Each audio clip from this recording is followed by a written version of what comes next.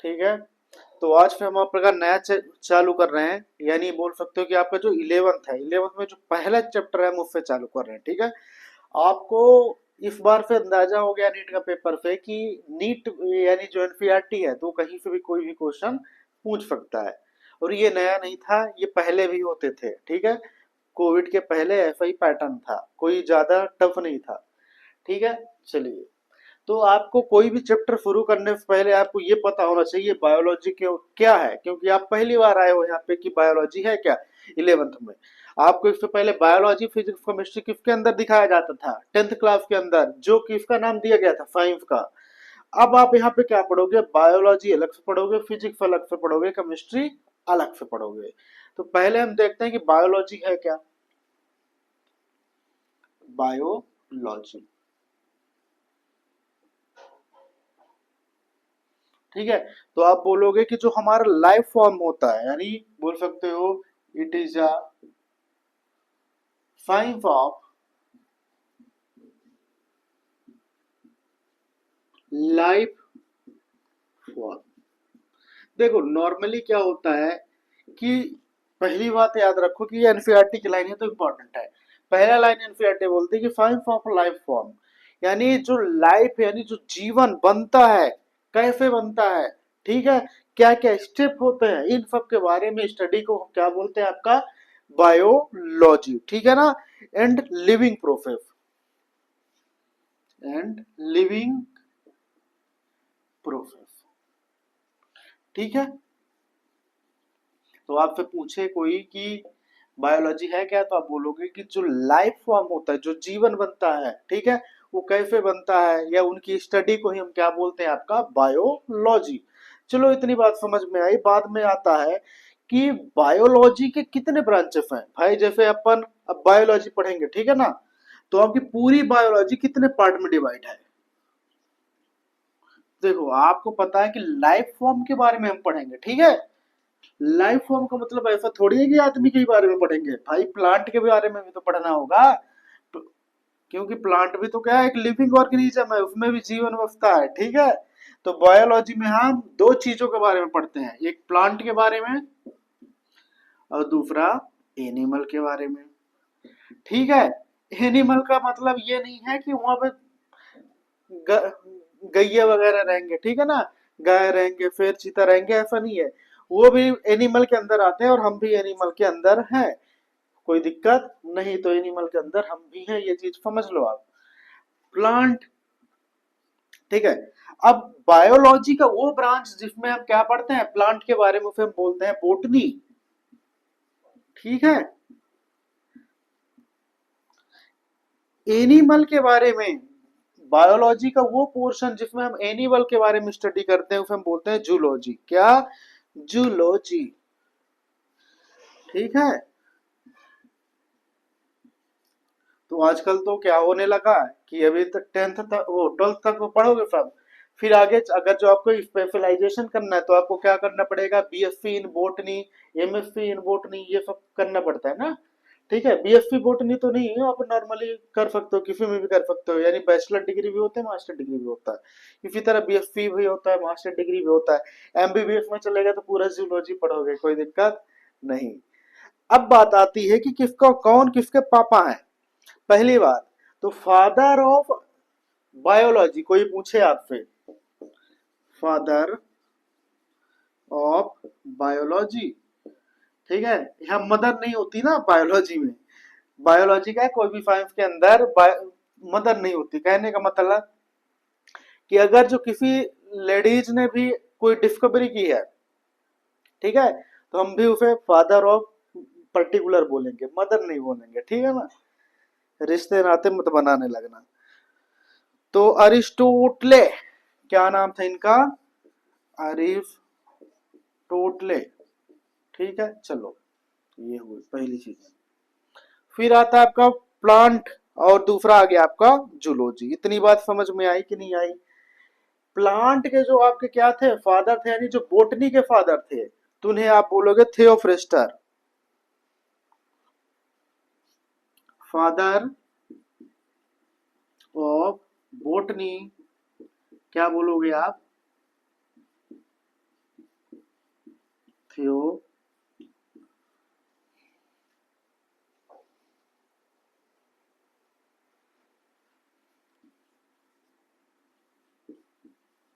ठीक है, थियोफ्रेस्टस। तो आपसे कोई पूछे कि फादर ऑफ बोटनी क्या है तो आप बोलोगे थियोफ्रेस्टस। इतनी बात समझ में आई कि नहीं आई? फिर आप एनिमल के बारे में स्टडी करोगे तो फिर आप बोलोगे जूलॉजी, ठीक है ना। और फादर ऑफ जूलॉजी जो थे तो वही थे कौन? अरिस्टोटले, अरिस्टोटले, ठीक है, कोई दिक्कत नहीं। तो सुनिए आप, कि आपसे कोई पूछे कि बायोलॉजी क्या है तो आप बोलोगे कि लाइफ फॉर्म के बारे में स्टडी करना, उसी को हम बोलते हैं आपका बायोलॉजी, कोई दिक्कत नहीं। फिर आपसे कोई पूछे कि बायोलॉजी कितने पार्ट में डिवाइड हुआ है तो आप बोलोगे कि बायोलॉजी 2 पार्ट में डिवाइड है। अगर जो प्लांट के बारे में स्टडी करेंगे तो फिर हम बोलेंगे बोटनी, और जो फादर ऑफ बोटनी होंगे वो क्या होंगे? थियोफ्रेस्टस।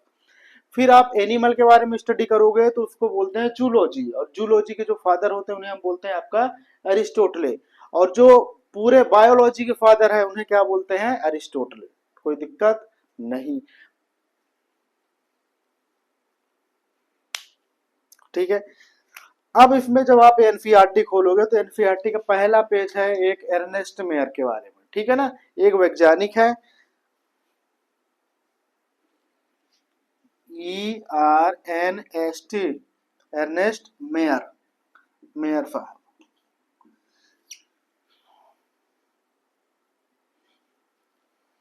ठीक है। चलो, इनकी बात केवल एक ही चीज अच्छी है कि इन्हें डार्विन ऑफ, ठीक है, Darwin of 19th sorry, Darwin of 20th century बोला जाता है। क्या? 20th सेंचुरी, यानी 20वीं शताब्दी का डार्विन किसे बोला जाता है? आपका एर्नेस्ट मेयर का, ठीक है। तो एनसीईआरटी से ये क्वेश्चन कई बार आ चुके हैं पहले, ठीक है ना।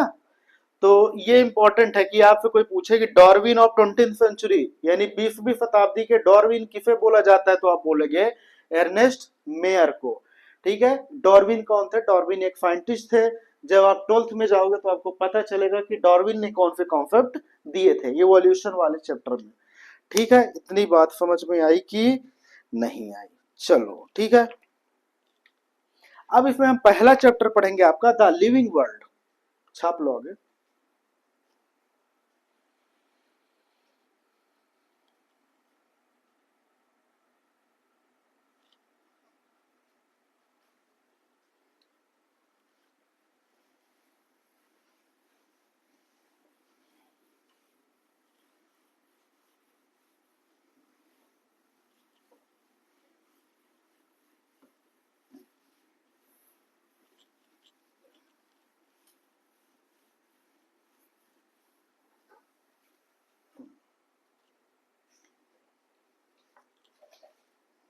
ठीक है, चलिए। अब एक बात है कि आप एनसीईआरटी अभी नहीं पढ़ोगे, जब हम आपको बोलेंगे तभी एनसीईआरटी पढ़ोगे, ठीक है। तो हम आपको एक बात याद रखिए कि 11th का पढ़ा रहे हैं, पर साथ ही साथ किसका पढ़ा रहे हैं? हम नीट का। तो नीट आपके डिटेल्स में जाता है और हम वो किसके हेल्प से पढ़ा रहे हैं? मॉड्यूल के पास, ठीक है। ये मॉड्यूल मॉड्यूल वगैरह कहाँ के हैं? कोटा के हैं, ठीक है। चलिए, चलिए। तो पहली बात आती है द लिविंग वर्ल्ड। क्या? द चैप्टर का नाम है द लिविंग वर्ल्ड, ठीक है। तो इसमें हम पहले पढ़ेंगे आपका टैक्सोनॉमी के बारे में। टैक्सोनॉमी कि मतलब टैक्सोनॉमी है क्या यार, एक्चुअली में देखा जाए, ठीक है। कि टैक्सा, ये बोल सकते हो कि टैक्सोनॉमी, टैक्सोनॉमी, ठीक है। कि आपसे कोई पूछ रहा टैक्सोनॉमी है क्या, टैक्सोनॉमी कितने टाइप के होते हैं, किस पे वर्क करता है, ठीक है। चलिए, तो पहली चीज है, ये जो आपका टैक्सोनॉमी है 2 शब्दों से मिलकर बना हुआ है, ठीक है। टैक्सिस एंड नोमस, ये 2 चीजों से मिलकर बना हुआ है, टैक्सिस एंड नोमस, ठीक है, कोई दिक्कत नहीं। तो आपसे कोई पूछे कि कितने चीजों से मिलकर बना हो तो आप बोलोगे टैक्सिस और नोमस, जिसमें टैक्फीफ का मतलब क्या होता है, अरे सॉरी, टैक्फीफ का मतलब आपका क्या हो जाएगा, सीधी सी बात है अरेंजमेंट, अरेंजमेंट, ठीक है। नॉमस का मतलब होता है, आप सीधे से बोल सकते हो लॉ, ठीक है। लॉ यानी लॉ की बात आ गई, मतलब किसकी बात आ गई, प्रिंसिपल की, सिद्धांत की आ गई, ठीक है। तो आप नॉर्मली बोल सकते हो कि it is a study of principle and procedure of classification, it is principle and procedure of classification, ठीक है। चलिए ठीक है, तो देखो टैक्सोनॉमी में हम मेनली किसको देखते हैं भाई, देखो इधर, तो आपसे कोई पूछे कि टैक्सोनॉमी है क्या, तो आप सीधे से बोलोगे टैक्सोनॉमी में हम मेनली किसके बारे में स्टडी करते हैं, क्लासिफिकेशन के बारे में। क्लासिफिकेशन के प्रिंसिपल यानी कौन से लॉ के अकॉर्डिंग हम क्लासिफाई करते हैं किसी ऑर्गेनिज्म को, किस प्रिंसिपल के बेस पे हम क्लासिफिकेशन करते हैं, इसको हम बोलते हैं टैक्सोनॉमी। टैक्सोनॉमी दो शब्दों से मिलकर बना हुआ है, टैक्सीफ एंड नॉमस। टैक्सीफ का मतलब होता है अरेंजमेंट और नॉमस का मतलब होता है लॉ, कोई प्रॉब्लम नहीं। यानी लॉ और अरेंजमेंट, अरेंजमेंट का मतलब क्या होता है एक्चुअली में देखा जाए, क्लासिफाई करना, विभाजित करना। तो इसमें लॉ यानी प्रिंसिपल, तो ये हम देखेंगे प्रिंसिपल ऑफ क्लासिफिकेशन, इसी को तो हमने बोला टैक्सोनॉमी, कोई दिक्कत नहीं। बात आती है कि टैक्सोनॉमी शब्द दिया किसने, तो एक बहुत महान वैज्ञानिक थे, एपी डे कैंडोले, हाँ मन नहीं डोले इनका, तो साइंटिस्ट का नाम था जो पंडित थे, ठीक है। जो पंडित का मतलब क्या होता है, पंडित क्या होता है, जो नामकरण कर रहे थे। तो टैक्सोनॉमी वर्ड किसने दिया, ठीक है, यानी ये शब्द के मेन जनक कौन थे, तो आप बोलोगे एपी डे कैंडोले, एपी डे कैंडोले, कोई दिक्कत नहीं, एपी डे कैंडोले, ठीक है। चलिए अब एक बात और, आप अभी 11th में आए हो, अभी अभी चैप्टर चालू हुआ है, तो आप ये मत सोचने लगना कि ए का फुल फॉर्म क्या है, पी का फुल फॉर्म है, डीई का मतलब क्या है, ये फुल फॉर्म पूछ दिया तो नहीं पूछेगा, ठीक है।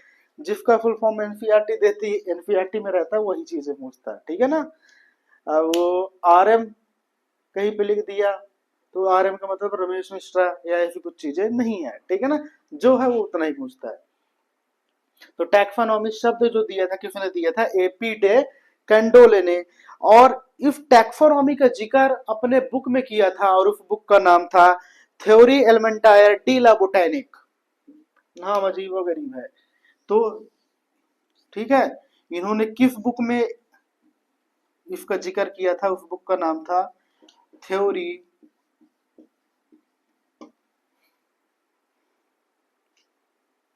एलिमेंटायर या एलिमेंट्री, ठीक है ना, डी ला बोटैनिक, डी ला यले बोटैनिक, B O T A N I Q U, ठीक है। ये था बुक का नाम,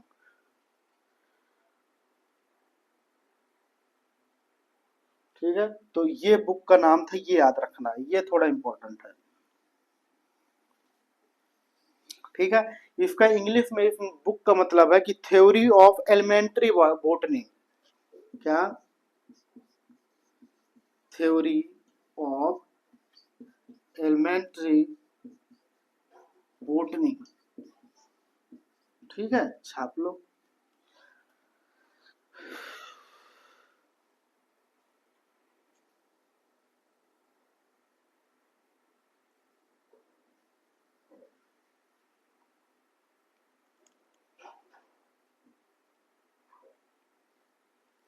चले, ठीक है, ये यार TAR, ठीक है। तो आपसे कोई पूछा जाए कि टैक्सोनॉमी शब्द किसने दिया था, एपी डे कैंडोले एक साइंटिस्ट थे, वैज्ञानिक थे, और उन्होंने इस टैक्सोनॉमी का जिक्र अपने बुक में किया था, और उस बुक का नाम था थ्योरी एलिमेंटायर डी ला बोटेनिक, ठीक है। और इसका, इस बुक का अगर जो इंग्लिश में कन्वर्जन देखें कि इंग्लिश में मतलब क्या होगा, तो आप बोलोगे थ्योरी ऑफ एलिमेंट्री बोटनी। कोई दिक्कत नहीं। तो ये ज्यादातर प्लांट के बारे में है, तो इन्होंने बोटनी में इसका जिक्र कर दिया। बोटनी की एक बुक थी जिसका नाम था थ्योरी एलिमेंटायर डी ला बोटेनिक, ठीक है। चले छाप लो।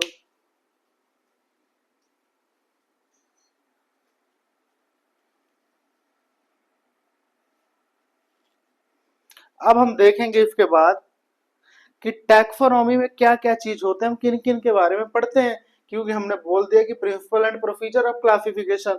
क्लासिफिकेशन तो ऐसे हो नहीं का कि ऐसे तुम डिवाइड कर दो भाई, उसको क्या करना पड़ेगा, तुम्हें पूरा आइडेंटिफाई भी तो करना पड़ेगा, तब तो उसको क्या करोगे, डिवाइड करोगे।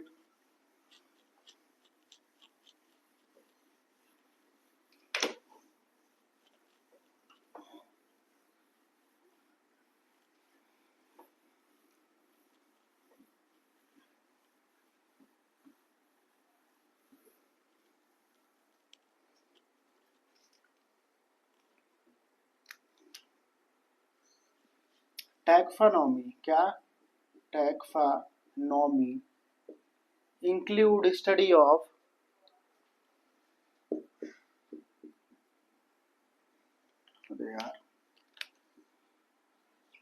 स्टडी ऑफ फॉलोइंग पॉइंट, ठीक है ना। यानी टैक्सोनॉमी में हम क्या क्या पढ़ेंगे। तो टैक्सोनॉमी में सबसे पहले हम देखेंगे आइडेंटिफिकेशन, ठीक है। पहले किसी भी कंपाउंड को क्लासिफाई करने से पहले हम क्या करते हैं, आइडेंटिफिकेशन, ठीक है। यानी हम पहचान करेंगे भाई साहब, ठीक है। और आइडेंटिफाई कैसे किया जाता है, यानी आप process by which an organism बोल सकते हो, क्या है, it is a process by which an organism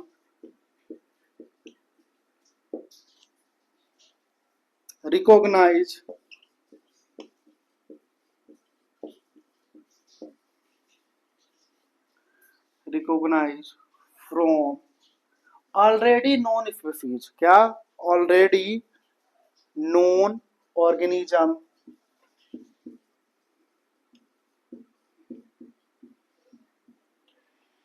ठीक है।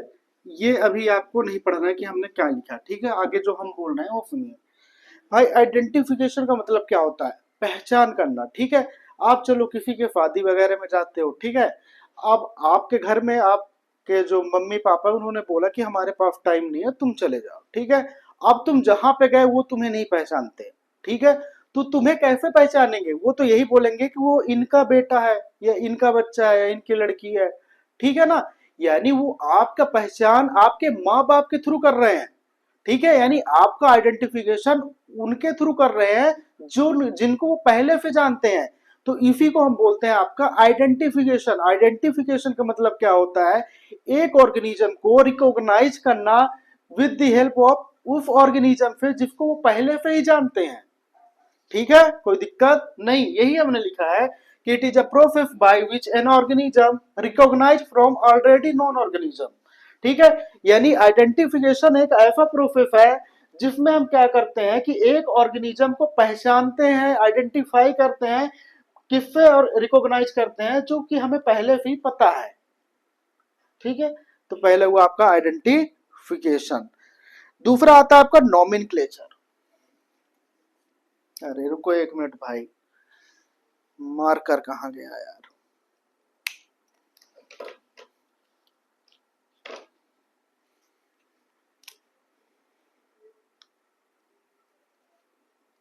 दूसरा होता है नॉमिन सॉरी क्या, नॉमेनक्लेचर। देखो नॉमेनक्लेचर का मतलब क्या है, ऑर्गेनिक केमिस्ट्री में क्या समझते थे, ऑर्गेनिक केमिस्ट्री या केमिस्ट्री में नॉमेनक्लेचर का मतलब क्या होता है, नेमिंग करना। तो इसमें भी नेमिंग करना। प्लांट है अगर जो, तो प्लांट को आईसीबीएन के अकॉर्डिंग करोगे, इंटरनेशनल, एक मिनट यार कहाँ गया,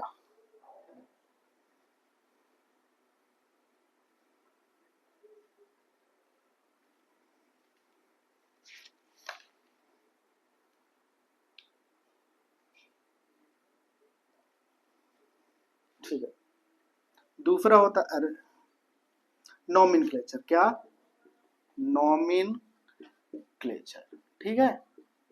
नॉमेनक्लेचर का मतलब क्या होता है? नेमिंग करना किसी भी ऑर्गेनिज्म का, यानी नेमिंग ऑफ ऑर्गेनिज्म। ठीक है।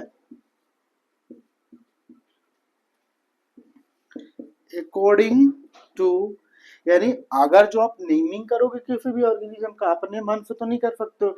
एक जो हमें फॉर्मेट प्रोवाइड किया गया होगा उसी के अकॉर्डिंग करोगे कि नहीं करोगे, यानी इंटरनेशनल साइंटिफिक रूल के अकॉर्डिंग।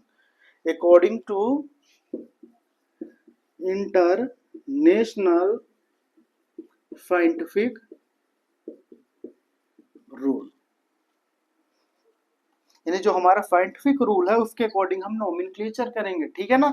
अब देखो फॉर एग्जांपल के लिए, जैसे हमारा जो बायोलॉजी है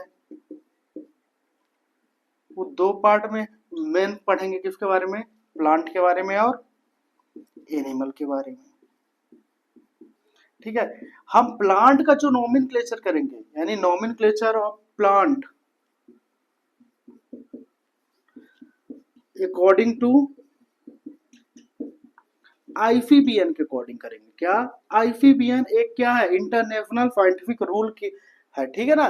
जिसमें क्या होता है? आईसीबीएन का फुल फॉर्म होता है international code for botanical nomenclature. ठीक है। इसका फुल फॉर्म क्या होता है? International code of botanical nomenclature. ठीक है। यानी प्लांट में कौन सा चलेगा rule? ICBN, international code of botanical nomenclature. कोई दिक्कत नहीं। ठीक है। जो आपका मेन क्या होगा? एनिमल के बारे में क्या होगा? जो नोमेनक्लेचर होगा किसका? एनिमल का। वो किसके अकॉर्डिंग हम करेंगे? According to ICZN. आईसीजेडएन का फुल फॉर्म होता है international national code of zoological. क्या? Zoological nomenclature. भाई नाम ही बता रहे, जूलॉजिकल मतलब आप एनिमल के बारे में करोगे। ठीक है। और बोटेनिकल यानी प्लांट के बारे में। तो जो हम नोमेनक्लेचर करते हैं किसी भी ऑर्गेनिज्म को, किसके थ्रू करेंगे? इंटरनेशनल साइंटिफिक रूल के अकॉर्डिंग। और जो इंटरनेशनल साइंटिफिक रूल है वो प्लांट के लिए जो वैलिड होता है उसका नाम है आईसीबीएन, यानी international code of botanical nomenclature. जो एनिमल के लिए वैलिड है वो आईसीजेडएन, यानी international code of zoological nomenclature. छाप लो।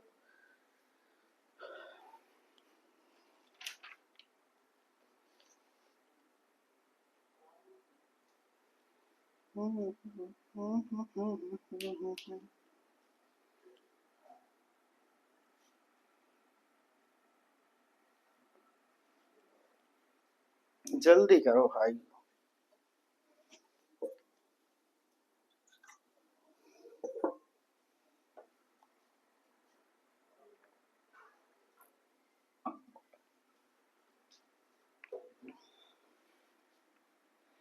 तो आइडेंटिफिकेशन हो गया, नोमेनक्लेचर हो गया, तीसरा क्या बच रहा है? क्लासिफिकेशन।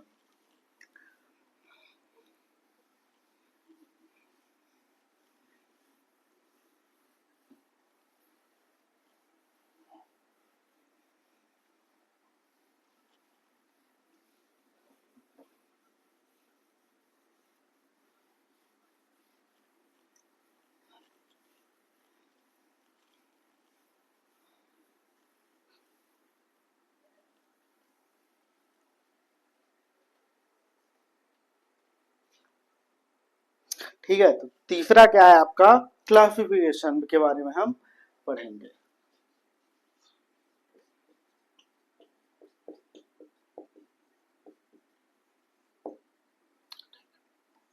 ठीक है। तो क्लासिफिकेशन जो मेनली होता है इसमें क्या करते हैं? एक ऑर्गेनिज्म को ग्रुप बोल सकते हो कि इट इज अ प्रोसेस, ठीक है, in which an organism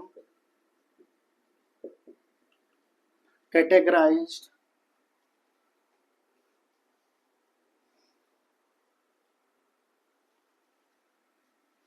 An organism is group under convenient